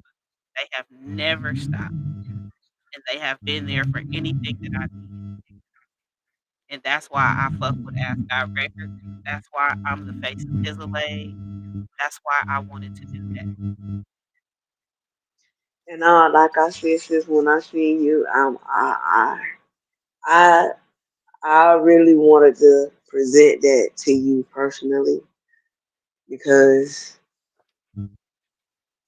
I, I can tell that you've been through a lot, sis. And from what boss told me and everything, like that moment of really presenting you and welcoming you in as the new lioness, like that was special to me because I wanted you to know that I'm here for you. As I know I'm the little sister and you my big sister, but we know each other. I know you're older than me, but you know what I mean. And that was special to me to give that to you. You know, because as black females, we don't really have people to lean on, and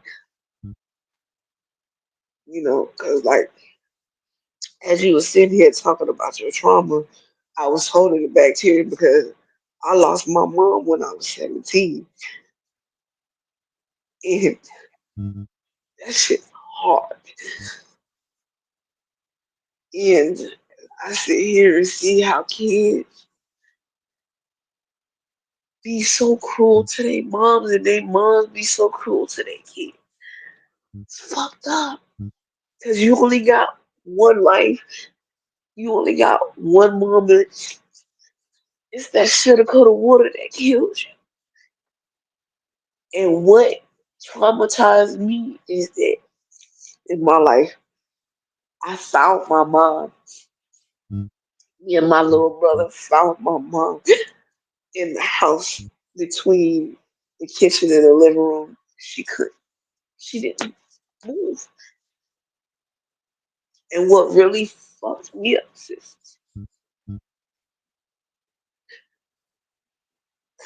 me, we seen my mom took her last breath. That's why when when people call me like they little sister or I call them my brother, It's like I wear my heart on my sleeve and I can't hide it. I try to hide it, but it's hard. And when I get fucked over by people who I think that care for me or so called love me, it's hard, and I'm not gonna lie to you, I thank God for Boss every day. Cause he showed me different things. I'm very insecure about myself. You probably won't see I'm not, but I am very insecure about myself. I'm not gonna lie to you, sis. It's been plenty of times, yo. I wish I could delete myself. Cause so much. I'm sorry. It's so much stuff going on right now in my life. It's crazy. Life is And the life. only and the only thing that keeps me going is my kids, God, and Boss. Cause he talks life into me every day. Cause I feel free. Like how you say you dealing with depression. I'm not gonna lie, I deal with depression myself. Yeah, you might see me as happy and stuff like that, but I wear a mask to keep from crying. Cause it's so much. But I have to look at a bigger picture. I'm getting better at it. You know what I mean? And like you say, it's hard to go talk to people because they'll probably sit at the I think people will sit up here and judge me and look down on me and oh, like you say, suck it up. There's nothing wrong with you. You're too emotional. Why you have so much emotional, but it's so much going on. I be in my head, and then when I get in my head, it's hard for me to get out of it. That's where that dark abyss come from. And if I didn't start writing poetry, I would not know what I'd be like. That's why I say poetry saved my life. Whatever poems you hear, like with the heartbreak, one poem on the heartbreak, it really gets me as Dear Mama. Because I lived through that. That shit hurts. And I know anybody who's been through that, lost a loved one, they can understand. Like, everyone, if I hear it or read it, like, it breaks me down. That's why I say it's like, that's why I make a safe space for people. So they don't have to go through this by themselves. Right. You know what I mean?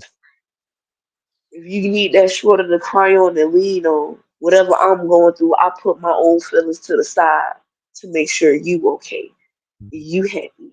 And when I know you're happy and you good, that's when that makes me feel good. If I can put a smile on your face, if I can make you laugh, I know I did good. That makes me feel good. Because I know people got a lot going on. Yeah, life is life.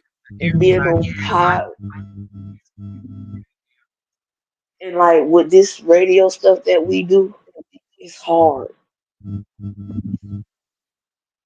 People get bullied. I got bullied growing up, and I still get bullied now on Podbean. But I don't let that shit phase me like that no more because I'm stronger, and I get back at 'em. But when I first started this shit on Podbean in 20, when the pandemic hit, they came I said they can come at me all you want to, but when Listen, you come from my let me just kids, I say this. can't. The entertainment industry is its own trauma. Okay. That's a whole It show for is. itself on its own trauma.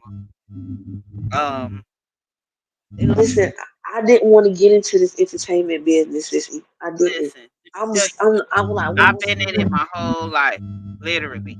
Literally my whole life. From gospel to R&B, from a manager to a promoter. I've been an artist. I've done it my whole life. And the music industry, the entertainment industry is vicious. and I tell people you gotta have tough skin to be in it.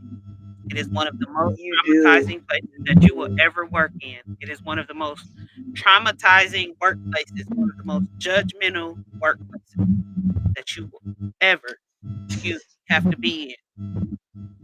And Imma tell y'all something, I know a lot of people think I'm arrogant. I've heard people call me arrogant, conceited, I've heard a lot of shit. Y'all don't know, I hear the shit y'all say about me. Y'all be telling the wrong people. Anyway, Imma tell y'all something, That's what happened. and Imma explain something to everybody. When I left California and went to Vegas in 2016, my sister can attest to this, I think she's still on my YouTube. I was so disgusted with California, I literally left with enough money to pay my rent for 1 week and to buy me some food for 1 week, and I told her I'll figure it out when I get there. Mm. My sister being my sister, Yes. she helped me, like she always. We did this in Texas. I went to Vegas, her and her husband helped me get a place, she started helping me with work, etcetera, introducing me to people. She introduced me to the first people I met in Vegas. I left here because I couldn't I couldn't deal. I felt like I was being bullied at my own I feel shows. you. Wow. Yeah, and I'm not gonna go into detail about that, but I felt like I was No, being you no bullied no at my no. own You're shows. So I was like, "You know what? Imma leave and go somewhere and start fresh where don't nobody know me," and I went to Vegas where everybody knew my sister. Um, I'm just saying. well. At least you know. Um, Hey, but you got that support system. so I my have I sister have I started have a support. introducing me to who I needed to be introduced to, and when it came time for me to start doing shows and I met Danny Boy, a lot of people don't understand my attitude that I have is because of Danny Boy. Me and Danny don't talk now, but I am forever grateful for the person that he turned me into. That's why I'm Danny Girl. And you gotta always give them flowers where it's due. Cause I First of always give all, my flowers to my cousin. You gotta give I them. work in restaurant management and hospitality as well, and a lot of people don't know that. And Oh, really? yes, the first thing that Danny told me was, "Don't let nobody tell you how to manage a restaurant that they haven't managed." That was the first thing. We got everything out the way about restaurant management, and I ain't gonna lie, he ain't gonna do nothing but speak life into me. That's it. Mm, The second thing he told me was, "Don't let nobody tell you how to do nothing they haven't done. Don't let nobody direct you on any path when they haven't walked in your shoes." So he told mm. me, "Can't nobody tell me about I being an believe that. R&B," and a lot of people think he's arrogant, but he said, "Can't nobody tell me about being an R&B singer when they ain't been signed to a label. I was signed to Death Row. Can't nobody tell me about being around nothing that they haven't done. I was friends with Tupac. I did songs with Tupac." Like, he's not arrogant, he is very confident in what he did and what he knows, and that's why I'm confident. That's one thing that I tell people all the time. It's some places that I'm not confident in. I might be iffy about how my hair is or what I wore, but what you cannot tell me is my business. You cannot tell me about anything that I am sure of, and when it comes to business, I am sure. If I open my mouth, I am sure, and he's the reason why I'm like that, because what I've realized is I've done a lot of things. I've been a lot of places. I've met a lot of people. I've heard conversations that a lot of people haven't heard. So I stopped letting people traumatize me about my business. That's a lot of things you can Mm, get in my head about, but you can't get into my head about that business. Very confident in it. mm, I'm very confident in it. It's just that people think that everything translates. Like everything I did in Vegas translates to LA. They're two different cities, two different cultures. Um, just way different. like I'm gonna be real. A lot of people say Vegas is hard to break into, and in some ways it is, and in some ways it's not. LA is hard to break into. Period. I love y'all in LA, but y'all are not welcoming at all. At all. Not even to each other. Y'all support each other, but it's for the wrong reason. I've literally watched Is what people. you can get out of them. No, I've literally watched people spend $20 to go sit at a show and have and another $20, $30 on drinks to go home and sit and talk shit about it after it's over. What's the point? I don't know. Just to get out the I house? guess. But yeah, this is why I have an issue. Yeah. So I started doing shows in 2019, and from 2019 to 2021, I was able to build my entire career. And a lot of people don't understand that's like damn near unheard of, building a whole career in 2 years. And It can be done. getting my net worth up, like to the point that I quit my job. Let me tell y'all, and I'm gonna go into this a little bit deeper. This is why it hurt me to leave Vegas. Y'all gonna get a bar tonight. I went to Vegas with a plan, and I executed every stage of the plan. And part of my plan was I had to be homeless.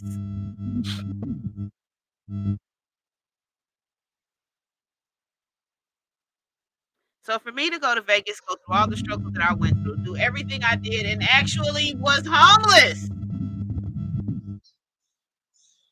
for 6 months. A lot of y'all don't know that. I was getting up every day like wasn't nothing wrong, and y'all was seeing me every day like wasn't nothing wrong. I was going to work every day like nothing was wrong, and my work wasn't even enough to pay my damn rent. Yeah, because I was trying to chase a dream. And in the process of that, I lost my nigga for trying to chase my dream. Yeah.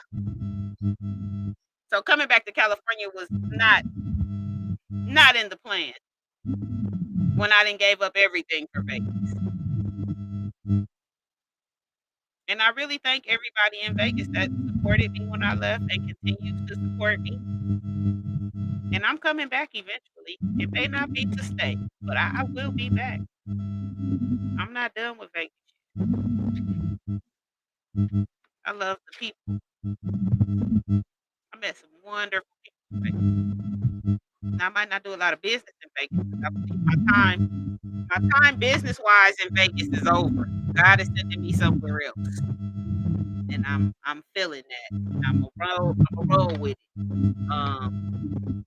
Y'all be looking for me in Detroit in 2026, okay?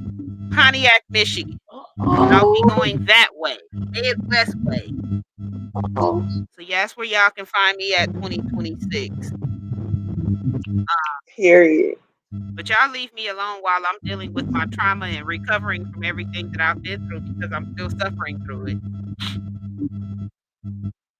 If my transition home would have been as easy as my transition to Vegas, I probably wouldn't be going through all the stuff that I feel, but it has not been that. And yeah. Yeah. I know some of y'all probably be wondering why I don't fuck with y'all. It's because y'all don't fuck with me. I love y'all. Thank But you. That's a problem. we've been on here for an hour and 47 minutes, which is 47 minutes over my show, talking about trauma. Y'all know I really don't have a time for my show, but I do try to keep it within an hour and 15 minutes. But we had to talk about some of this trauma and get it out tonight, and I'm glad that we did. 'Cause I'm gonna tell y'all something. Trauma will kill you if you don't break free. Yep. You know what I'm saying? And the stigma behind getting help for trauma will kill you. So y'all gotta take another route. Take another route. If y'all out here dealing with people that are publicly shaming you, that call themselves spiritual leaders, just pray for them and pray about them. And I'm gonna tell you why.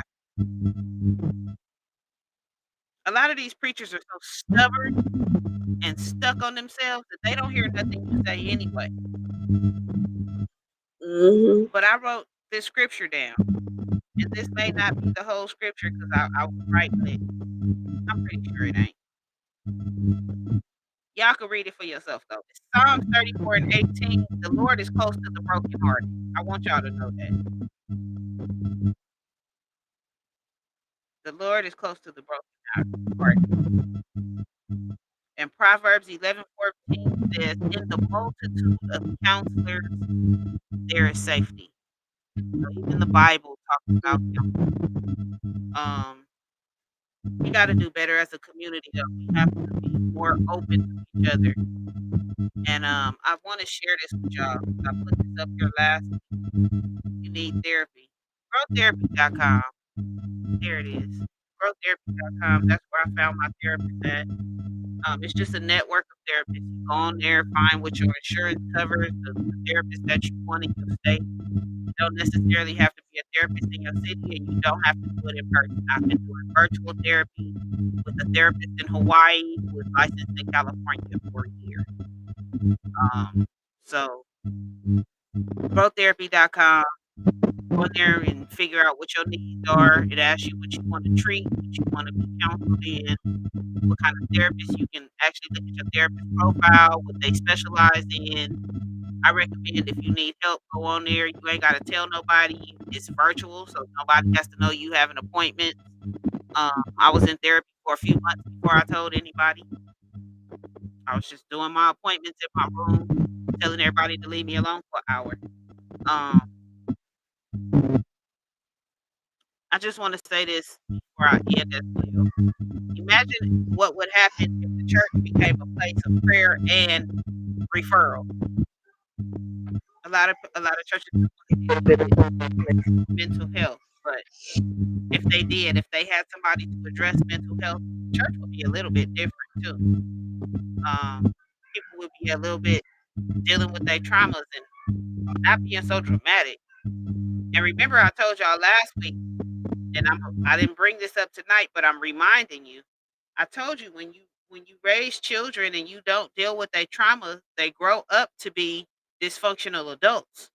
And we got enough dysfunctional adults in the world. We got enough special ed adults that have been led into the world that we don't know was special ed. So, yeah, we don't need no extra dysfunctional adults from something that y'all could have dealt with and, you know, helped your child with from the beginning. Um, it's okay to tell people you need help. It's okay to ask for help. If you don't know who to ask, baby, call me, okay? Because y'all know this is a no judgment zone over here. No judgment. Um, whew. Pay attention to people's mental health. Pay attention to what they telling you. Pay attention to when they say certain things. When people start telling you they tired, you gotta listen. Ask them what they tired of. Sometimes people telling you they tired and you think they just physically tired and need to go take a nap, and they telling you they mentally tired and they about to check out. Y'all gotta be more aware. Y'all need more situational awareness. Um, but this week I challenge you to tell one person how you really feel, how you really doing. That's what I challenge you. Tell one person how you really doing. And if you need a therapist, find you a therapist.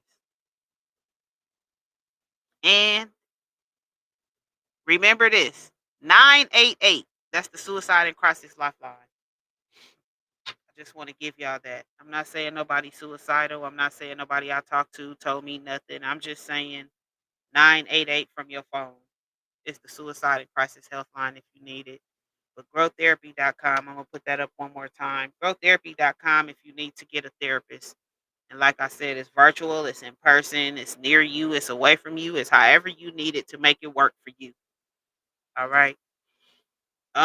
Thank y'all for tuning in. You know, if you would like to reach Couch Conversations, you can reach me at couchconversationslive@gmail.com. You can also reach me on IG at Couch Conversations Live. You can reach me on the website, divinemanagement.weebly.com/couch conversations live. You can also put a form in there for booking. And go like and subscribe on YouTube at The Real Danny Girl. You can also catch past episodes of Couch Conversations live on there, all the way back to season 1, episode 1. I literally have every episode of Couch Conversations on YouTube. Join me Tuesday for the Danny Girl Show at 8 p.m. Pacific Standard Time. Also sponsored by Hizzle. Download the Podbean app. Make sure you do that. Follow the Danny Girl Show. And submit your music to the real Danny Girl at gmail.com. Danny with an I, girl with a Y. Please get it right. Please. Y'all sending me stuff talking about it's not going through. Danny with an I. Okay? I purposely spelled it different because of Danny Boy. Danny with an I, girl with a Y. Thank you very much. The real Danny Girl at gmail.com. And also, if you have any questions or you would like to be on the show, please feel free to contact me by text. Do not call me. I will not answer because I don't answer phone numbers I don't know. Call me and you will not get an answer. Reach me by text 702-578-6716. I will answer any of your questions. I know sometimes y'all be asking for things that happened on the show, things I talked about during the show. Text me because usually I'll get that faster than I will y'all DMs. Also, I will see you next Thursday. Now, next Thursday, we are going to talk about modern day datings and relationships. Okay, I'm gonna try to have a special guest here for y'all next week, but I want to touch on that because I'm more than likely gonna have a guest on the show next week. I want to touch on that because I want to talk about dating, like for real, for real. So, in case y'all forgot, let me just remind y'all 'cause we talked about this during season 5. Okay, no, season where we at? 7. So we talked about this during season 6. And in case y'all missed the shenanigans, I'm gonna fill y'all in. So season 6, at the beginning of the season, I talked about dating and relationships, and then Rocco came on the show and announced that we were in a relationship. And then the next week, Rocco broke up with me. Yeah, that was weird, and I do believe Rocco was clout chasing. Rocco, I don't know what the hell you had going on, but okay. Um, But anyways, I want to do this again. We're gonna do this again. We're gonna talk about dating and relationships. And eventually, if I talk about this enough, I'll go on a date or end up in a relationship. That's the goal. That is the goal. Okay. You gonna get there. You gonna get there. You gonna get there, but don't go too fast. Just slow down. You know what I mean? Because I don't want to see you get into a relationship, right? Then you tell me I'm about not it. Then we rushing get into off. a relationship. I'm not rushing. Okay. Not at all. I know, but when you get into one, you know what I mean. Then you know how Okay, you is, and let me then back up with the Rocco situation. Me and Rocco had been in a relationship already for an extended amount of time. Okay. We had been in a relationship for a month or two before he decided to come on my show and tell everybody. Now, he was just supposed to be coming on here having a conversation, being a conversation. But yeah, he came on the show and started telling everybody how I was his woman and how he had bought me a ticket to Vegas and, telling everybody all our business, which was fine. Okay, fine. But if you're going to do that on my show on a public platform, you got to stand on it. You know what I'm saying? And he didn't stand on it. And then got mad because I came back on the platform and told everybody that he came on here and did what he did and didn't stand on it. Don't be mad. I have to tell people because you tried to. I don't even know what you was trying to do, but yeah.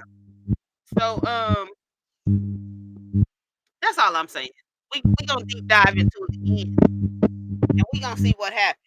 Cause I might get a date from one of these shows. I'm telling you. I'm telling you. I was gonna do a whole date, but I'm scared. But yeah. I might get a whole date from one of these shows. I ain't gonna lie though, okay? Because we talking. I just want y'all to know Couch Conversations is over. I'm just having a conversation with Shorty V at this point. Okay. Um, so yeah, there is this guy, right? That, that I'm texting okay. with, right? Uh-huh. He live in Vegas. Is it who I think it is? He ain't fucking with me though. He ain't fucking with me. He ain't fucking. So yeah, Is it who I think it is, sissy? Is it who I think it I is? brought his name up to you. Yeah. Okay, I know who it So is. yeah, he ain't fucking with me. He ain't fucking with me. But I want him to know if this comes across his timeline, or he happens to see this, or he happens to decide to scroll down my page and come down my page. I'm sorry. Stop I playing. apologize that the whole time that you were trying to get with me, that my intuition was not telling me that you were trying to get with me. I had no idea. Now, I might have fucked that situation up already from what you said, but I just wanted to publicly apologize because I did not know. My therapist said I have no Listen, my intuition. I did not know. oh, My therapist said I have no intuition, and so yeah, I apologize. But if you want to call and talk about it, we can talk about it, and I'll fix it. sis, wait, let me put an APB out there for you. I think I said it completely wrong, but listen, listen, almost Uh huh. listen, listen. I'm gonna stand up for my sister. Listen, my sister is listen. I need you to call my sister, okay? Talk to Your my sister sister is like my sister. slow, okay? Your sister is slow. Like I did not know. Listen, stop it. Shut up. Listen, I was telling my shut, therapist like shut up, sister. Listen, I did my not sister. know. If I Listen, did, listen. If I did, he'll probably be my man right now. Okay, that's all I'm saying. let me finish. Listen, my sister didn't know. Like she said, she ain't had no intuition. You understand what I'm saying? So listen, don't take it out on my sister, okay? My sister's publicly apologized. She usually don't do that, but I'm proud of my sister. She stood up and said she's sorry. Listen, just call my sister and talk it out with my sister, because my sister do love you and she do care for you. And listen, Lord Don't tell that man I love Jesus. him. He already think I'm crazy. Is in love with you. She loves you. She would. Listen, I'm gonna tell you like this. You see, like Boss is my sweetie belle, you her sweetie belle. That's what it is. Listen, You did. listen.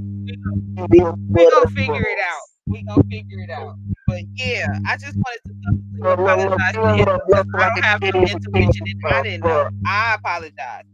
I was like talking it out with my therapist. Like I don't understand how I missed all the cues, all the signals. My therapist said, "Baby, you have no intuition." Yeah, no, I don't. But did he know you was like this? Like he couldn't He like didn't. I don't think he knew I didn't have no intuition. Well, I think he know now because when he was telling me he was trying to holler at me, I was like, "Well, where the fuck was I at? What room was I in?" And then he started in mentioning, cloud and I was like, nine "Oh." And I'm not across the talking about street. like one time. I'm talking about like years of trying to holler at me, like 2 years. I'm sorry. I'm sorry. Can I have a do over, sir? I'm sorry. Had I known, had I known, had I known, sir, I'm sorry. Can we try this again?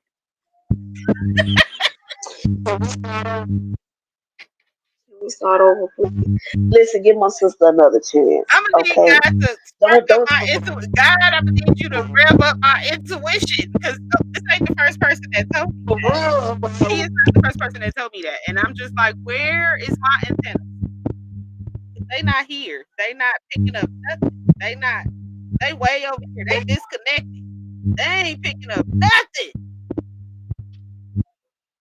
Mm-mm. Out of space, I'm sissy. sorry. That's where we at. We are. I know you probably won't watch this because you told me you don't watch my show, but just in case you decide to scroll, Don't take it out on my sister. She didn't know. So you need to call her so she can explain to you it's okay. everything that happened. Oh, No, it's not I think okay. I told I think I told you. I took yesterday and did some explaining. Now I gotta talk about with my therapist tomorrow.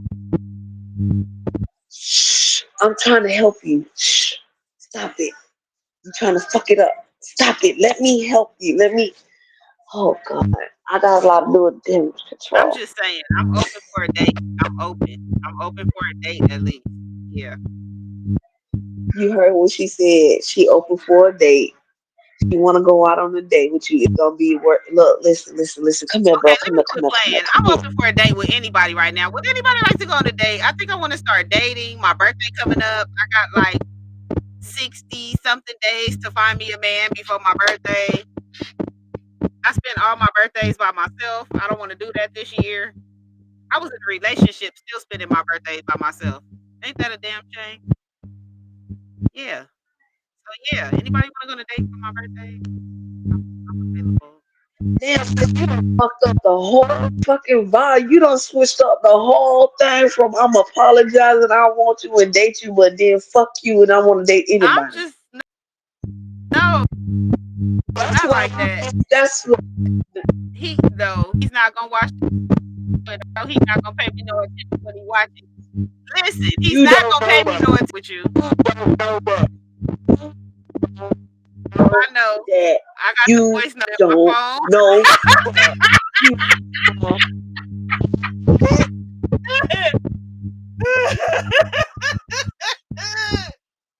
I fucked up. I fucked up. Yeah. Anyway, I'm gonna get me some intuition. So yeah, I'm gonna listen. go ahead and end couch conversations. Thank y'all for tuning in to my TED Talk. We talked about trauma and mental health in the Black community, part two. You can watch the rerun on YouTube. Next week, our topic will be modern day dating and relationships. I'm gonna put that up for y'all again, just in case, so y'all can tune in next week. Make sure you bring somebody. Make sure you share the live. Make sure you tell a friend. Meet us back here, 8 p.m. Pacific Standard Time on Thursday, and on Facebook and YouTube. And Tuesdays, make sure you tune into the Danny Girl Show on Podbean. Make sure you send me your music. Y'all be wanting me to play your music, but you don't send it to me like Shorty V did last week. Um, thank y'all for tuning in, and I will see y'all next week. And let me make sure I said everything I need to say because I'll be taking notes. And I'm sorry, y'all. I was drinking today. Y'all know how I am when I've been drinking. I get Listen, that here's a lady get you feeling some type of way. all right, y'all. I ain't gonna I lie to told y'all you. everything I need to say. Make sure you check out growtherapy.com if you need to. 988, the Suicide and Crisis Hotline. Um, y'all stay strong. Your story matters. Your mental health matters. Your trauma matters. We want to get a resolution. We want to make the Black community stronger, and it all starts with our mental health. We got to be in a better place. I need y'all to get on board with what's going on. I ain't saying you got to be in tune with politics, but I need y'all to at least get on board with doing something other than line dancing the boots on the ground. I know y'all said we selling through these next 4 years, but we got to get it together. Black unemployment is at an all-time high. That's another level of trauma. People out here losing their jobs. They said we are. I ain't gonna say an all-time high. We're at a high since COVID. Okay.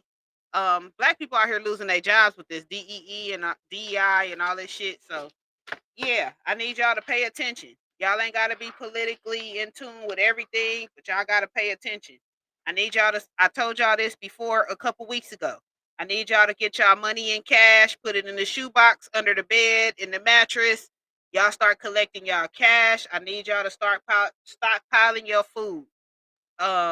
I'm gonna get into that on another show later in the season, but just I'm gonna keep telling y'all this. Make sure you do that. Get you some cash, stockpile your food and your water. Be prepared, y'all. Be prepared. We are the only people not being prepared right now. I don't know if y'all seen these white people out here building underground bunkers. The Asians are getting their life together. The Mexicans getting their life together, and we're not. Yeah, we still line dancing. So y'all better start stockpiling. We're about to go through famine. We're about to go through food shortage and all these different things. So y'all need to be prepared. Cash. That's one thing a lot of people are not doing. You're gonna need that cash because if something happens, your card ain't gonna swipe. Okay. Love y'all. Thank you to Shorty V, Boss Lady, for being on the show tonight. Check her out on Podbean. She got like 10 shows. Just go to Podbean. Tweety Lounge, Club Ascot Radio. Um, what's the one that came on today? Organized. What is it? Civilized today. Civilized Shenanigans. I said organized. Oh my god. Find them on Podbean. Ascot Radio. Find Ascot Radio. Boss Lady Shorty V. Find them on Podbean. We all on Podbean. Shout out to everybody from the Ascot family. Shout out to everybody at the DMEG family. I love all of y'all. See y'all on the Danni Gyrl show. Make sure you vote for the top 10, the top 5 countdown. I'll post the link, but y'all make sure y'all vote because J Flash and Gracie Love, they killing it right now. Okay, Gracie Love is over there. Her people then came through and said they ain't letting nobody win. And then J Flash started coming out with his vote. So right now they 1 and 2. So y'all come on, get y'all song voted in that top 5. And just know y'all better hurry up because Andre votes for his own song. Um, yeah, put your stuff in the top 5, y'all. We gonna get the countdown going at 8 o'clock. Love y'all, and as I tell y'all every week, peace and have a divine night. Love y'all. Good night.